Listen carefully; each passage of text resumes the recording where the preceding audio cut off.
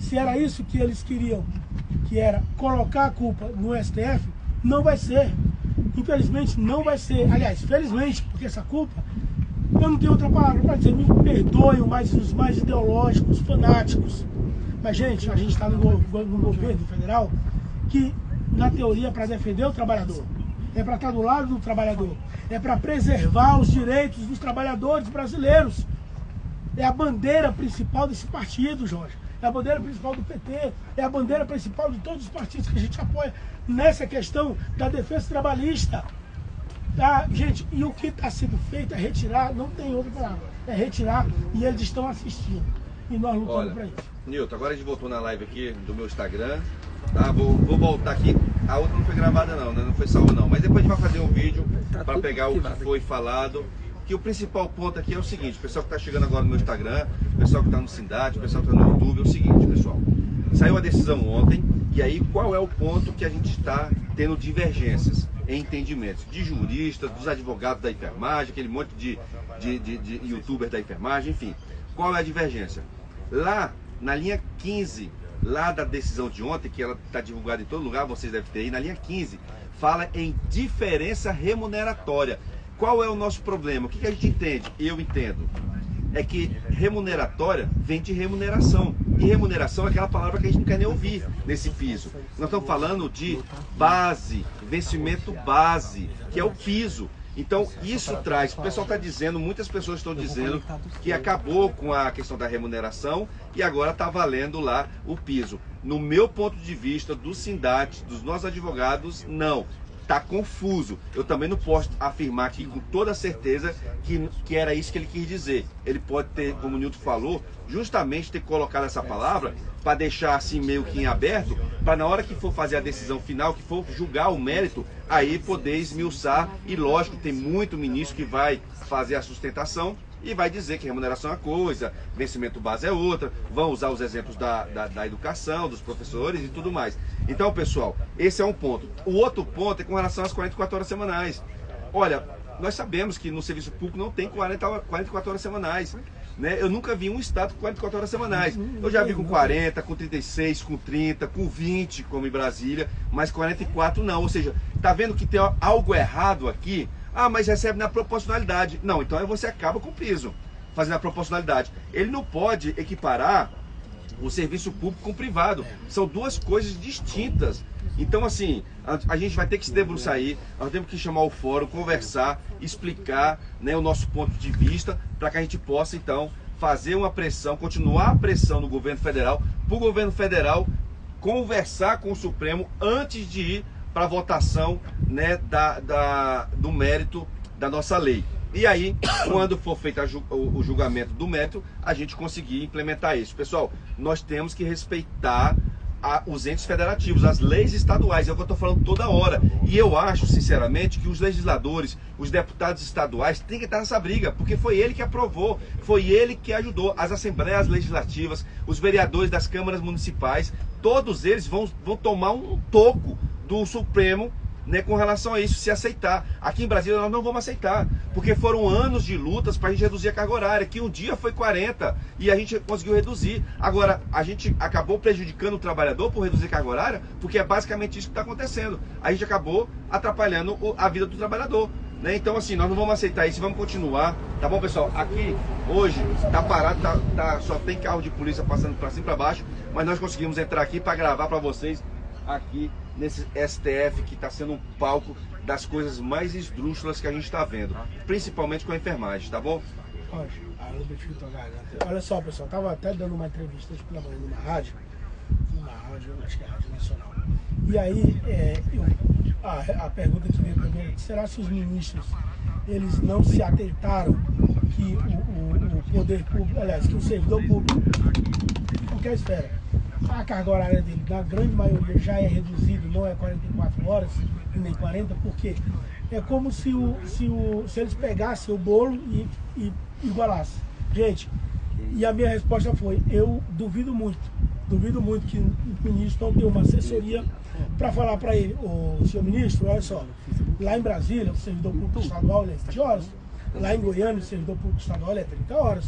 Lá em Cuiabá, o servidor público estadual, não sei, gente, eu não estou afirmando, tá? É 30 a 36. No HFA, o servidor público federal, Jorge, ele é 30 horas, 36 horas. E por aí vai. Não é possível que não teve uma assessoria, Jorge, que não assessorou o ministro para, sabe, diferenciar essa carga horária, seja estadual, seja municipal, seja federal, porque a forma que veio a decisão e a forma como todos eles votaram, se você for olhar voto por voto, é como se eles não soubessem. E aí, me desculpa, mas essa ignorância, se eles passaram para a gente esse parecer, é de uma tamanha ignorância que eu acho que essas assessorias não prestam. Na verdade, eu não acho não é ignorância, é perversidade. Estão sendo perversos com a categoria da enfermagem, viu? Pessoal, lembrando aqui quem está de Brasília, hoje eu estive com a secretária Lucilene, a secretária de Saúde, já negociamos, ou seja, vai ser colocado o código de greve, deverá ser recompensado essas horas, né, como sempre foi feito.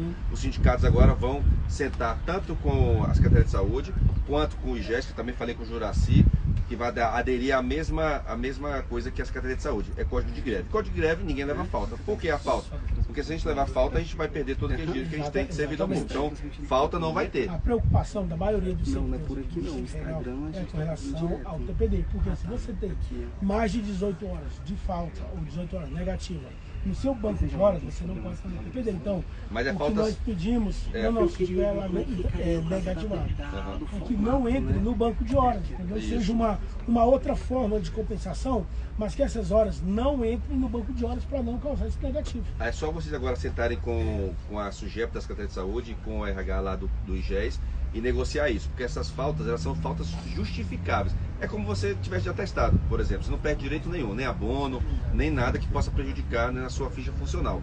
Então, é legítimo, a Secretaria de Saúde, ela reconhece a nossa luta, quero inclusive agradecer a secretária Lucilene, o próprio governador, que esperaram acontecer, estão esperando aqui uma decisão final para tomar a sua decisão, tá? Então, assim, nosso foco não são as secretarias estaduais, municipais, são aqui é o governo federal e o Supremo, tá bom, pessoal? Então, vamos continuar. Eu sei que tem muita gente que vai falar ainda sobre esse tema de hoje para amanhã, até que tem alguma coisa mais concreta, mas na quarta-feira, quero lembrar que na quarta-feira, a própria ministra, ontem, quando a gente teve a reunião com ela falou que até quarta-feira ela vai trazer uma decisão do presidente com relação ao piso. E aí nós vamos estar lá todos, eu vou estar lá, quero convidar todos vocês, quem estiver aqui no entorno de Brasília, quem estiver próximo, venha lá para o CICB, que fica lá no setor de Clube Sul, CICB. Lá está tendo a conferência, a 17ª Conferência Nacional de Saúde, onde estão todos do Brasil lá falando sobre saúde, e aí, com certeza o presidente vai estar lá no encerramento, que vai ser a partir das 17 horas. Então, com certeza, se o presidente estiver lá, ele vai fazer alguma menção, ele vai falar alguma coisa sobre a enfermagem, eu tenho certeza disso. E nós vamos estar lá para cobrar. Jorge, eu acho o seguinte, cara, nesse momento, pessoal, quem pode fazer alguma coisa pela enfermagem brasileira é o presidente Lula. E aí fica aqui, Jorge, o meu pedido, que eu sei que tem alguém da assessoria dele vendo essa live, cara, encarecidamente, não levem para a enfermagem, aliás, da enfermagem, a culpa do setor público não ter disciplina salarial. Somos quase 3 milhões de profissionais no Brasil inteiro, gente. Quase 3 milhões de profissionais. E assim, nós temos que fazer essa fala sim. Deixa a ideologia de lado, deixa o fanatismo de lado, gente. Vamos agir com a razão. Vamos agir com a razão. Sabe por quê? Porque nós lutamos para estar onde está. Passar no concurso público, ser servidor público, ter uma redução de uma carga horária. Então, o presidente Lula hoje, ele pode sim, mesmo com o acordo do Supremo, tem muitas pessoas dizendo, principalmente os mais fanáticos, falando o seguinte: não, Nilton, o presidente não pode fazer mais nada. O presidente vai lavar as mãos. Agora, a decisão do Supremo, ela é sobre tudo. Gente, não é. Não é. Nós temos o nosso direito, entendeu? Nós temos o nosso direito de termos uma decisão do presidente Lula que não que jogue por terra a decisão do Supremo. Não é isso. Mas que venha de acordo, pelo menos melhore os anseios da enfermagem hoje em todo o Brasil, Jorge. Porque vai ser julgado o mérito, pessoal. Isso. O mérito é o mais importante. E para julgar o mérito, com certeza, as entidades vão ser ouvidas, o próprio governo federal vai ser ouvido. O nosso advogado vai ser ouvido, que estão na ação também, tá, gente? Cures, né? É isso aí. Pessoal, olha, só lembrando o seguinte, que além de tudo, nós temos ainda um próximo passo, que é as assembleias ou as câmaras municipais né, receber os projetos do executivo, seja do prefeito e do governador, para implementar o piso. Então a coisa ainda tem um tempo. Para o privado, até que está mais tranquilo, porque agora os sindicatos já vão sentar para negociar, não havendo acordo, né, tem 60 dias para tentar fazer o acordo. Não tendo, 60 dias vai ser implementado o piso do privado, que é mais do que merecido, né? O privado, a gente sabe que tem essa dificuldade de carga horária, é 44 horas semanais, não tem como, porque é CLT, é uma lei, né? Existem alguns privados que reduzem. Eu sei que tem hospital privado que não é 44 horas semanais, muitos até são 36 ou 40, depende. Mas isso aí é a cargo de cada privado. Agora eu quero chamar a atenção uma outra coisa, pessoal, que isso vai ser o pipoco do trovão a partir de hoje. Ninguém está falando nisso, eu vou falar a partir de hoje. O que está acontecendo? A lei ela traz duas coisas. Primeiro é o piso da enfermagem, certo? O valor de cada um. E a segunda coisa é o percentual do salário do auxiliar e técnico com relação ao enfermeiro. O que quer dizer isso? Quer dizer o seguinte: quando você tem um salário do enfermeiro X, o técnico de enfermagem vai receber 70% de X e o auxiliar 50% de X. Por que eu estou falando isso? Porque tem hospitais privados que já pagam mais que o piso. Vou dar um exemplo aqui qualquer. Um hospital privado paga lá na carteira R$10.000 para o enfermeiro. Ok, paga mais que o piso. Nesse mesmo hospital privado, o técnico de enfermagem ganha R$5.000. É mais que o piso. Ou seja, eles não vão alterar nada? Vai alterar sim, porque o técnico de enfermagem tem que ganhar 70% do enfermeiro. Ou seja, esses 5.000 tem que ser 7.000. Isso a lei está prevendo. Isso acontece inclusive também aqui no próprio Distrito Federal. Digamos que não aconteça nada, que a gente não consiga aumentar mais nada, que vai ser 40 horas semanais e tudo mais. Ok, então que o governo, ele pegue e pague aos auxiliares de enfermagem 50% do salário do enfermeiro hoje, ou 70% para o técnico de enfermagem referente ao salário do enfermeiro hoje, porque a lei diz isso. A lei ela indexa, para onde o enfermeiro for, o técnico vai. Então se o salário do enfermeiro subir, o do técnico sobe, o do auxiliar sobe. A lei diz isso. Então são duas coisas que a gente tem que brigar a partir de hoje, principalmente no privado, que eu sei que tem muito hospital privado que paga mais que o piso, mas no entanto o técnico de enfermagem hoje no privado recebe 50% equivalente ao salário do enfermeiro hoje. Então tem que ir para 70%. Isso vai ser o pipoco do trovão a partir de hoje, eu tenho certeza. E a partir de hoje também muita gente vai falar isso que eu estou falando. Aí, Jorge, olha só, pessoal, isso é muito importante porque eu vi algumas publicações de prefeituras, Jorge, de prefeitos, de secretários de saúde espalhados pelo Brasil inteiro, gente. O pessoal comemorando, Jorge. Prefeitos e secretários de saúde comemorando a decisão, o acórdão do Supremo, como se dissesse o seguinte: tá vendo, enfermagem? Tá vendo, enfermagem? Nós temos razão. Pessoal, não é assim, tá? Como o Jorge falou aqui, eu ia citar exatamente esse exemplo que ele deu. A mesma lei que traz os percentuais, né, de salário para o auxiliar, para o técnico enfermeiro, traz também os 70% do salário do enfermeiro. Portanto, meu amigo prefeito, meu amigo secretário de saúde, não se preocupe, tá? Não se preocupe, que eu tenho certeza que o sindicato do seu município, o sindicato da sua cidade, do seu estado, vai chegar até você com esse mesmo discurso e essa mesma certeza que a gente está cravando aqui hoje aqui nas plenárias do Ministério. Vale sim. Então, sindicatos, fiquem atentos, comecem a ver as tabelas dos hospitais privados, a remuneração deles todos, né, e dos serviços públicos. Olha, pessoal, quero falar o seguinte: eu fui procurado pela galera de Roraima, lá de Coxim, e fiquei abismado, porque eles falaram o seguinte: olha, Jorge, em Coxim não tem mulher no SAMU. Ou seja, lá em Coxim, em Roraima, não tem mulher no SAMU. Não tem mulher no SAMU. E outra, 2023, diz que é porque não tem alojamento específico para mulher. Então, olha só, e ninguém fala disso. Cadê os defensores das causas femininas aí em Roraima, que não vê isso?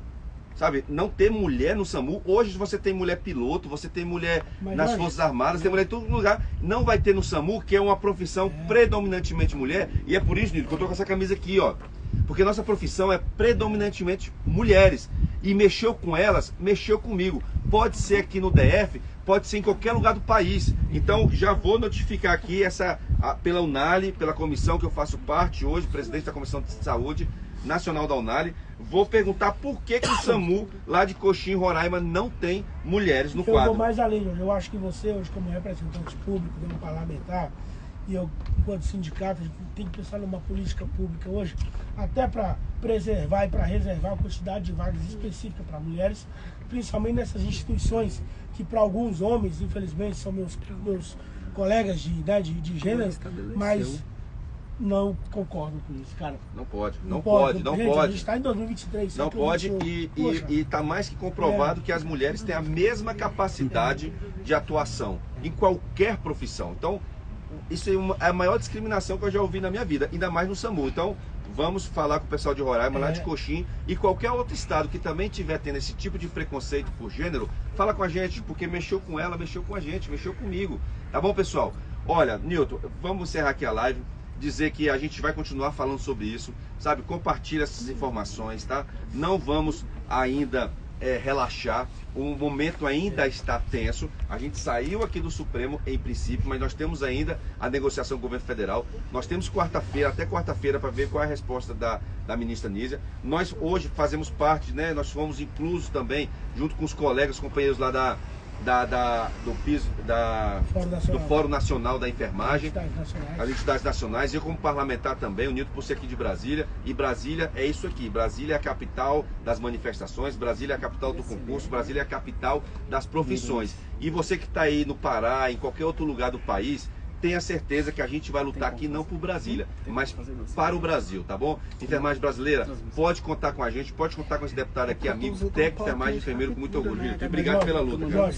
Pessoal, só quero abrir um parênteses, tá? Tempo, né, Rafaela? Rapidinho. Pessoal, a gente está aqui nos plenários dos ministérios, aqui é a Praça dos Três Poderes. Eu só entrei aqui hoje, que eu estou com o meu crachá de servidor do GDF, apresentando para um guarda da guarda presidencial ali. Por aqui eu não consegui entrar de jeito nenhum.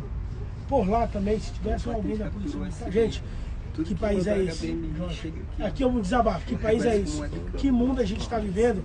Que nós, trabalhadores brasileiros, não podemos transitar para Praça dos Três Poderes. Nós estamos impedidos de circular aqui dentro. Circular aqui dentro, só está tudo fechado, não entra um civil, não entra ninguém. Não entra um civil, não entra ninguém, tá proibido a passagem, a não ser que você seja servidor da casa. Não é esse o Brasil que eu quero, eu tenho certeza que não é esse o Brasil que vocês querem também, gente. Tá certo. Então, pessoal, quarta-feira, às 17 horas, lá no CICB, estaremos todos lá, fazendo o nosso grito de guerra. O piso é nosso, tá bom, pessoal? Forte abraço e, ó, lembre-se disso, viu? Mexeu com ela, mexeu comigo. Valeu, pessoal. Isso é uma foto aqui.